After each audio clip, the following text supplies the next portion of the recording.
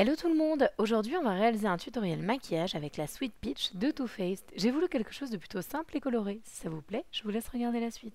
Alors pour commencer, j'utilise le fard White Peach sous le sourcil. J'avais déjà utilisé en fait le jumbo de chez NYX que j'avais mis sur toute la paupière pour faire ressortir les couleurs.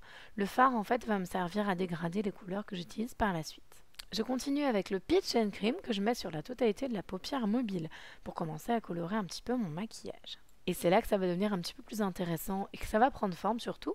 Je vais utiliser le fard Candid Peach sur l'extérieur en fait de l'œil. Je vais commencer à créer la forme que je veux donner à mon maquillage.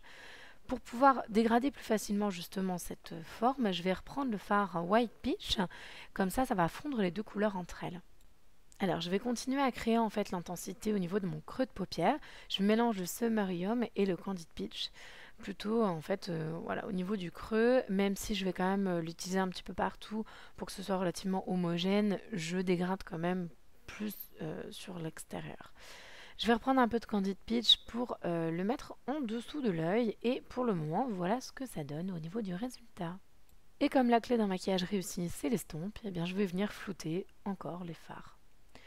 Je vais ensuite prendre le fard Charmed et justement je vais venir créer l'estompe. Alors elle est importante, mais c'est surtout pour intensifier l'extérieur de l'œil.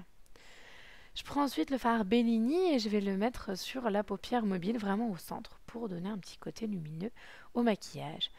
Je vais prendre le Sumerium et le fard Charmed que j'avais pris tout à l'heure. Avec un petit pinceau biseauté, je souligne en fait le dessous de l'œil. Je vais venir également embellir le coin interne de l'œil avec le fard Nectar que je trouve absolument sublime pour les yeux fatigués.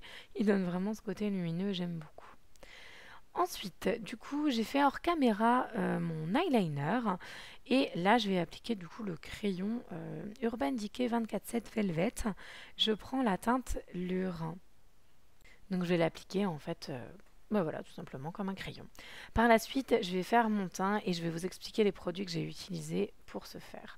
Justement, mon eyeliner, c'est le Sephora Waterproof, avec un petit peu de heavy metal au cœur de la paupière. Pour le mascara, ce sera le Viper de Makeup Revolution que je trouve super bien, il est vraiment sympa. Ensuite, pour le teint, j'ai mes bases fixatrices Makeup Revolution avec mon fond de teint Marc Jacobs. Je suis obligée de mélanger les deux couleurs parce qu'aucune ne me va. On termine le teint avec l'anti-cerneau de couvrance et le fond de teint matifiant de chez Sephora. Et pour faire mon contouring, j'utilise de Freedom, la Pro Storb palette. Et j'ai de la chance parce qu'il y a des couleurs très claires, donc pour le contouring, c'est plutôt pas mal pour moi.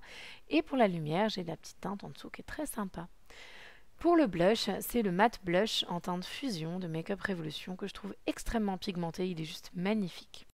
Et pour les lèvres, j'ai utilisé le crayon contour des lèvres Colourpop, la référence c'est Poison, que j'ai mélangé avec le sublime Sephora Rouge R15 qui s'appelle Décolleté. Voilà les filles, ce maquillage est terminé, j'espère qu'il vous aura plu. Je vous fais d'énormes bisous et je vous dis à la prochaine, salut!